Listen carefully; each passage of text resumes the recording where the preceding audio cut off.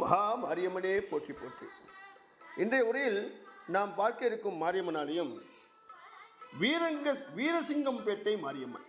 தஞ்சையிலிருந்து திருவையாறு செல்லும் வழியில் இருக்கும் கண்டியூரிலிருந்து 1 கிலோமீட்டர் கிழக்கே குடமுருட்டி ஆற்றின் தென்கரையில் வாழை, தென்னை, கரும்பு வயல்களுக்கு இடையே அமைந்திருக்கின்ற அழகிய கிராமம் வீரசிங்கம்பேட்டை. இது முற்காலத்தில் வீர சோழன் என்ற மன்னனால் ஆளப்பட்டதால் வீரனன் சோலை என்று அழைக்கப்பட்டு தற்போது மருவி வீரசிங்கம்பேட்டை என்று அழைக்கப்படுகின்றது. இவ்வூரின் நடுவே கிழக்கு நோக்கி எழுந்தருளி அருள்பாலிக்கின்றாள் இந்த அம்மன். இவள் ஏழை எளிய மக்களின் கண்கண்ட தெய்வமாக கருதப்படுகின்றாள். பொதுவாக மாரியம்மனின் அக்கால், தங்கை 7 பேர் என்று சொல்வார்கள். அவர்களில் கடைசி தங்கை வீரசிங்கம்பேட்டையில் வீட்டிற்கும் இந்த இளமாரியம் என்பது ஸ்தல வரலாறு. இந்த திருக்கோவில் அன்பில், பொன்னைநல்லூர் போன்ற மாரியம்மன் திருக்கோயில்களுக்கு காலத்தால் முந்தியது என்று சொல்லப்படுகின்றது. இந்த ஊரில் மாரியம்மனுக்கு பங்குனி மாதத்தில் ஞாயிற்றுக்கிழமை காப்பு கட்டி திருவிழா ஆரம்பித்த அடுத்த ஞாயிற்றுக்கிழமை உள்ளூர் திருவிழாவும், மறுநாள் திங்கட்கிழமை வெளியூர் திருவிழாவும் கொண்டாடப்படுகின்றது. இந்த திருவிழாவில் ஆயிரக்கணக்கான மக்கள் பால்குடம் ஏந்தியும், காவடி எடுத்தும், அலகு குத்தியும் அம்மனை வழிபட்டு தங்களின் நேர்த்தியை செலுத்துகின்றார்கள். நோய் நீங்க பெற்றவர்கள் இறந்தவர்களைப் போல பாறையில் படுத்து கொண்டு வந்து தங்களுக்கு மறு உயிர் தந்த மாரியம்மனை வழிபாடு செய்கின்றார்கள்.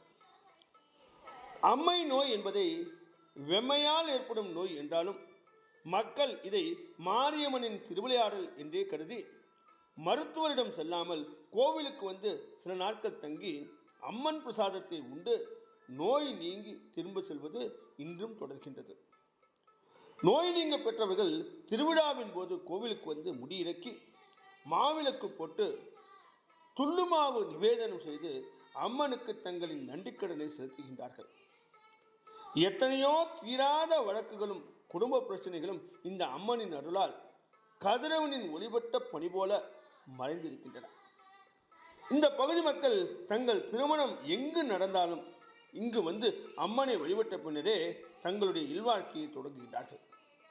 அதுபோல தங்கள் குழந்தைக்கு இந்த கோவில்தான் முதல் மொழி கொடுக்கின்றார்கள். குழந்தைகளுக்கு காதணி விழாவையும் இந்த திருக்கோவிலிலேயே நடத்துகின்றார்கள்.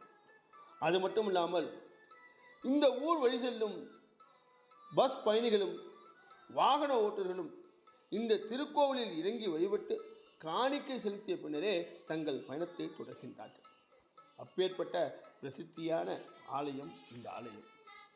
ஆகையால் நேரம் கிடைக்கும் சமயம் நீங்கள் வீரசிங்கம்பேட்டையில் அமைந்திருக்கும் இந்த மாரியம்மனை தரிசித்து அனைத்து அனுகிரகங்களையும் பெற வேண்டி இன்றைய உரையை முடிக்கின்றேன். நாளை வண்டியூர் மாரியம்மன் மற்றும் கிள்ளை ஸ்ரீ மகா மாரியம்மன் 2 ஆலயங்களை பார்க்க இருக்கின்றோம். இன்று விரிந்து நாளை சந்திப்போமா? ஓ மகா மாரியம்மனே போற்றி போற்றி. ஓம் மகா மாரியம்மனே போற்றி போற்றி.